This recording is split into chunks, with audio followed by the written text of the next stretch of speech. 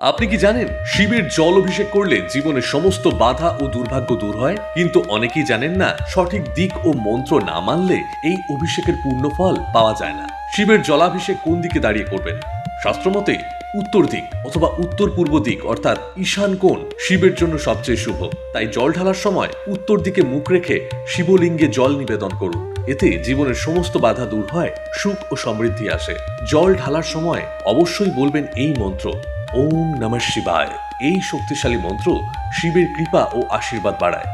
ওম শিবায় নমঃ ত্রিপুরান্তকায় রুদ্রায় পঞ্চপুস্তায় শান্তমূর্তে জলাভিষেকম করমি।